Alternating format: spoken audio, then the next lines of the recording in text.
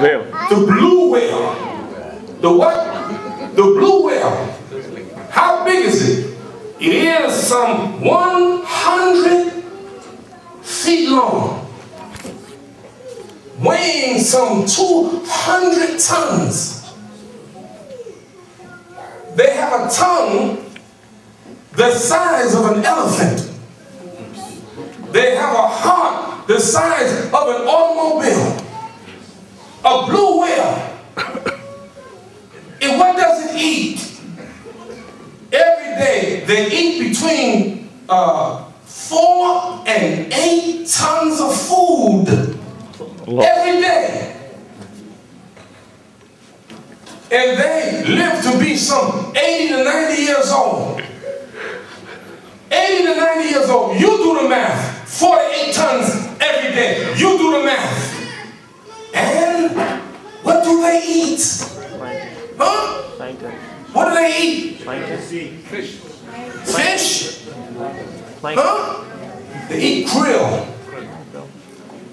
K-R-I-L-L. Krill. That shrimp-like little thing, about 2 inches. And you know how many they eat a night? A day? 40 million. Oh my God. 40 million krill a day. Where they get the krill from? Huh? Who gave the krill to the blue whale? Allah. Allah gave it to him. And all of the creatures will eat because Allah, He's the creator, and He sustains everything and everybody, all the animals, all the insects, all put them together. And yet, God's greatest creatures, human beings, some of them are suffering. Some of them are dying starvation. Some of them don't have enough water to drink. But this is the Khalifa. What happened? Man. Man gets in the way, he messes up. For instance, this chicken we're going to eat tonight, I'm just curious. You know where the chicken come from? I don't mean like chicken come from the egg. I'm not trying to be philosophical. Where does chicken come from? Farm. Well, I mean, exactly where they come from. It came from anybody know where this tonight's chicken come from? Charlie. New Jersey. New Jersey. Okay, it comes from New Jersey. All right. If you want to eat, it's okay. No, I'm just messing with you. It comes from New Jersey. But who grew it? You see, Allah's creation is great. But man, he messes up. I'll give you an example. Now, I don't know, I'm asking a question. I ain't trying to be smart. Do you have rats in Arlington? Rats? You have rats? Rats? Yeah, of course. Now, we have in New York, too. We got rats in New York. But in New York, we have super rats. I ain't jiving, man. I ain't jiving. A lot of my witness on Eastern Parkway. Sheikh, you remember the Grand Army Plaza, that library over there? Grand Army Plaza? Across the street, there used to be rats. Me and my wife used to go visit them. A lot of rats. And the rats in New York are so tough that, you know, in the old days, you go like this, and the rat would run. But now in New York, you go like that, the rat said, what? I'm serious. I'm serious. See how you think I'm joking, man? The rats are smart too. If there's food there, all those rats don't start eating the food. They send one rat, and that rat eats that food. And then the other rats look at it. If it gets sick, or if it dies, they don't eat it. Wallahi. I'm serious. Wallahi. I ain't joking, right? And the rats in New York are big, huge, look like cats. You ever see a rat in New York?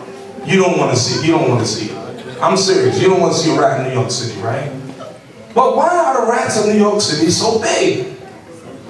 You know why? Because they eat McDonald's.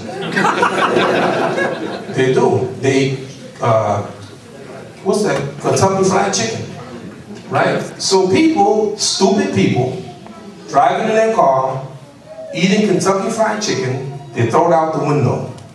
And the rat, they go eat it and they get big. Why the rat get so big? Because the chicken has been treated with hormones. All they want is profit. So therefore, if they can make the chickens grow faster and bigger by giving it something artificial, they will do it. And that's what the prophet said, peace and blessing be upon him. He said, the son of Adam, if you give him a valley of gold, will not be satisfied until you give him a second valley of gold. If you give him 2 valleys of gold, he won't be satisfied until you give him a 3rd valley of gold. That's the way they are. People are greedy, and they give us stuff that kills us. And brothers and sisters, I'm telling you right now, many of us are digging ourselves in a grave by the foods that we eat. All of the processed food that we, all of the bad food that we're eating. And we got to do better. So the problem is man. Man is the problem. Man-made. In my conclusion, for real. In my conclusion, for real. Now, we as Muslims, I'm saying we got an identity. We're not like everybody else. Ya nisa an-nabi, lastunna ka'ahadin min an-nisa. O wives of the Prophet, you're not like other women. And you sisters are not like other women. You're different.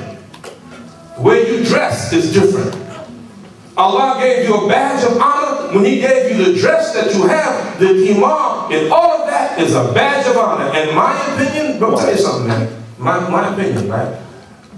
One brother asked me, he said, Imam Siraj, have you been to every state in America? I said, yes, except 2. I didn't go to Hawaii and I didn't go to Alaska. And he said, well, ma'am, he said, don't go to Hawaii. Don't ever go to Hawaii. I said, why? He said, because the women in Hawaii are too beautiful. No, I'm telling you the truth, right? Now, don't go to Hawaii because the women are too beautiful. Say, ma'am, it's a big test. Don't go. But you know what the Prophet said? إن الله تعالى لا ينظر إلى أجسامكم ولا إلى صوركم ولكن ينظر إلى قلوبكم وأعمالكم. Allah the Almighty, He's not going to look to your bodies nor your forms. He's going to look to your hearts and your deeds. Wallahi, in my opinion, this is my opinion. I don't represent the masjid. I don't represent ICNA in this. But in my opinion, the most beautiful women in the world are Muslim women who dress as Allah ordered them to dress. Takbir. Nothing more beautiful than a Muslim woman. And I've seen some of the most beautiful women, Muslim women, some of the most beautiful women that the people in this society wouldn't even look at twice. Because of the beauty, and Allah is pleased with them, and we are pleased with them. So man has messed up things because of greed and his failure to obey Allah and be servants of Allah. Now I'm finished. My last thing. I'm going to give you a fatwa now. I'm going to give you a fatwa. And this is going to be a legitimate fatwa. And we have our sheikhs here. If they don't agree with me, they can whatever. But I'm going to give you a fatwa. Some of you are going to get mad. I'm telling you now. I'm letting you know right now. I'm going to get mad. But even if you get mad, I want you still to donate money to ICNA Relief, okay? So you can get mad at me, but don't get mad at them. Is that fair? Is that fair? Raise your hand. Some of you ain't raising your hand now. All right, good. All right? All right? Ready? I'm going to say something is haram. And me, it's not my practice to say something is haram.